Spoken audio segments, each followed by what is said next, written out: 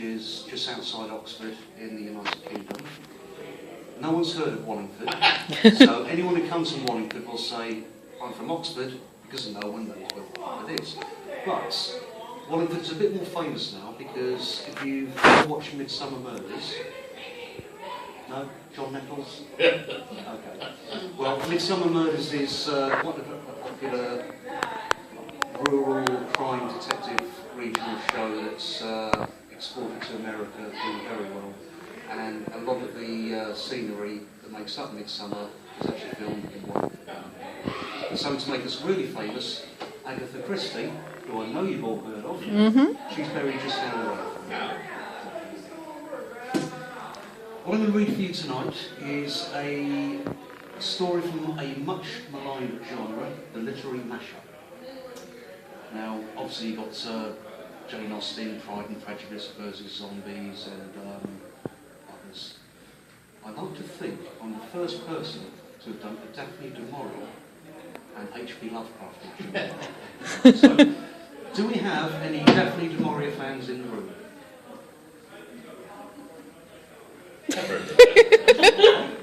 Do we have any H.P. Lovecraft fans in the room? Okay, that's a start, that's a start. Well, the story I'm reading is False Light. It was published on the Lovecraft zine 2 years ago, and it was reprinted in this, Full Fathom 40, which was a book published to commemorate 40 years of the British Fantasy Society. So it contains stories by people like Graham Masterton, Ramsey Campbell, Kate Gardner, and loads and loads of other big names. It takes its setting in the wrecking scene of Daphne du Maurier's Jamaica Inn. So, being the sick bugger that I am, when I first read that scene, I couldn't help but think of Lovecraft's deep ones making an appearance. So when I wrote it, I suddenly realised I'd written a mashup, and I was tempted to call it Jamaica Innsmouth. Perhaps I will one day if I do it formally. So, I'd like you to listen very, very carefully, because there will be a giveaway at the end. You must answer a question. It's a very easy question, but you will only know the answer if you stay awake during my reading. So I'm expecting to walk away with all copies of the books for you instead. So, ladies and gentlemen, I give you a false light. Crouched with his men behind a jagged rock that broke the expanse of the beach, Joss Merlin peered ahead into the mist-shrouded darkness. He knew it was pointless to listen for the vessel's approach. The breakers crashing onto the rocks in the bay drowned all sound except for the retreating of the waves on the shingle. That latter noise sounded like the hissing of some great reptilian creature, hungering for fresh meat. Just shivered. His throat was dry and his eyes stung with the salt spray from the breakers. He felt the icy water soaking into his clothing, just as his men did. But it was something else that chilled him to his very soul. In all his years of wrecking on the Cornish coast, Joss Merlin had never known a night like this one. And, though he'd never admitted to his men, it scared him. This fog was no ordinary autumnal mist, he knew that. The full moon that had been shining so brightly earlier had vanished, as though God himself had plucked it from the sky. "'Tain't natural, Francis," he heard his younger brother Jem mutter to Francis Davy. Both men were crouched beside him behind the rock. He knew Jem was just as uncomfortable as he was, but Davy, well, Francis Davy, the vicar of Altenham, was a different matter. "This fog is devil sent," Jem continued, and Joss silently agreed with him.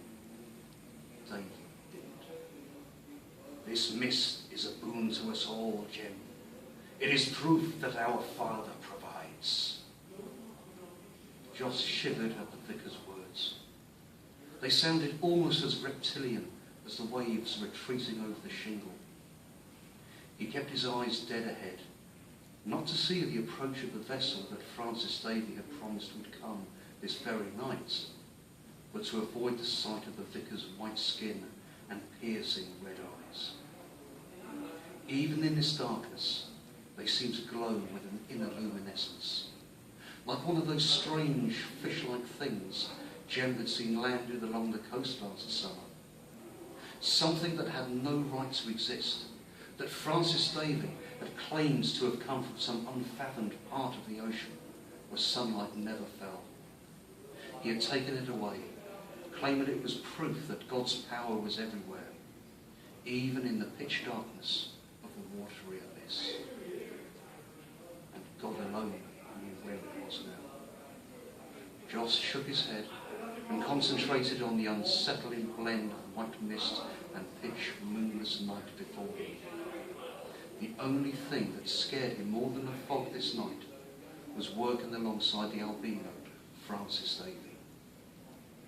Joss Merlin was a big man, almost 7 feet tall, with skin as dark as a gypsy's, the complete opposite of the albino vicars. His huge frame and long arms contained a physical power that made all fear him and obey without question. Few would have believed that it was the vicar of Algernon who was the mastermind behind this gang who had wrecked countless vessels, murdered the mariners, and plundered their ships. They're afraid of me, the whole damn lot of them. Afraid of me, who's afraid of no man. So Joss had said to Patience's daughter, who was now staying at his inn on Bodmin. A lie. Patience knew very well that her husband drank out of fear. Fear for what the priest ordered him to do. He'd almost damned himself, almost opened his mouth too far to Mary Yellen. I shut myself in my room and shout my secrets in my pillow. I've told you, because I'm a little drunk and I can't hold my tongue.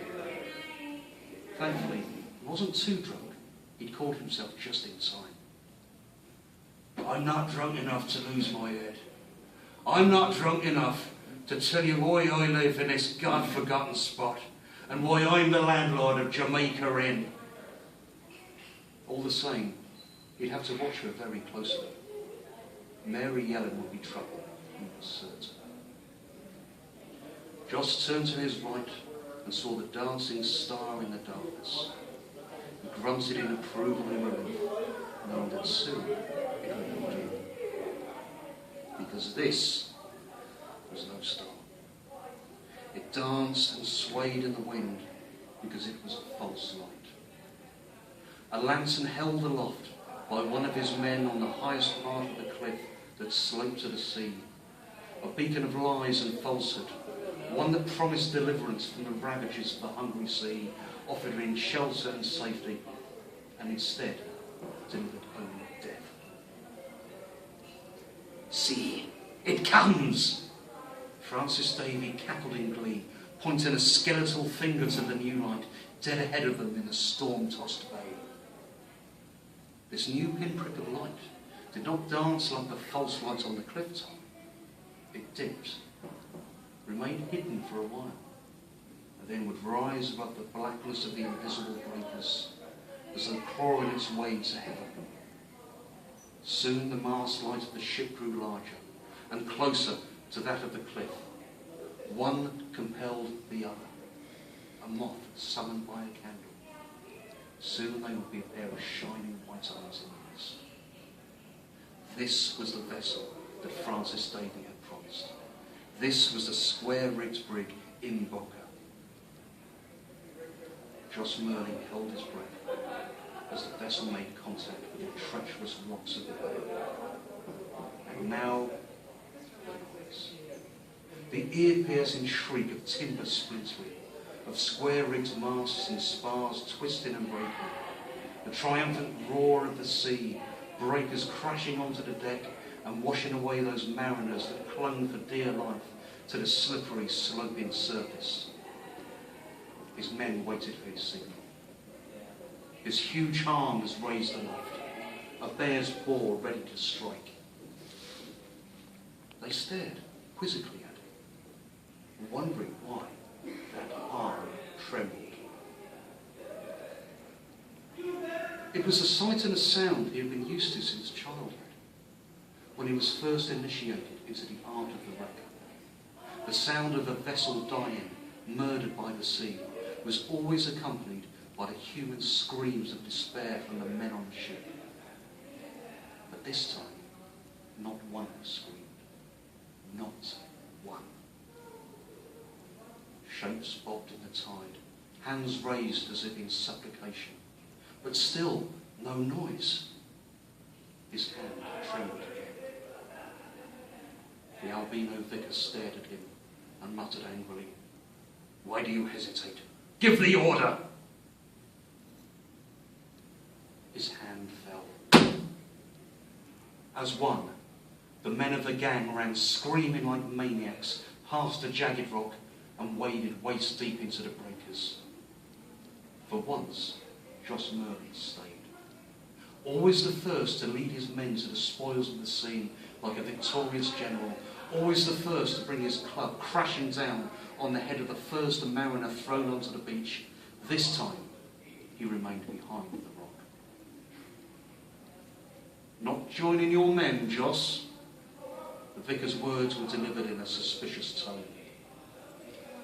Joss watched his team snatching at the bobbing wreckage amongst the breakers. The crates were miraculously intact, wooden boxes that had survived the destruction of the rocks and had landed unharmed and whole on the shingle. "What is Ian Boker's cargo, Francis?" This was not tobacco. This was not the silk or brandy David had promised. Those crates contained something else. "What is the cargo?" "The love of our Father," the vicar said with a smile. Joss turned back and stared, and saw the albino vicar wasn't smiling at him, but at the actions of the wreckers. The sailors of the Imboka had been brought to them on the waves. The clubs of the wreckers were raised and brought down with a devastating force that was almost equal to that of the sea that had destroyed the brig. For a while, Joss saw nothing but the fury and joy of his men as they wiped out the survivors of the wreck, the witnesses of their crime. And then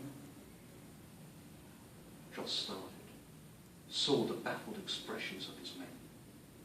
No blood splattered their sodden clothing. No red fluid dripped from their clubs. He moved from the shelf of the rock into the bay. The mist was fading now.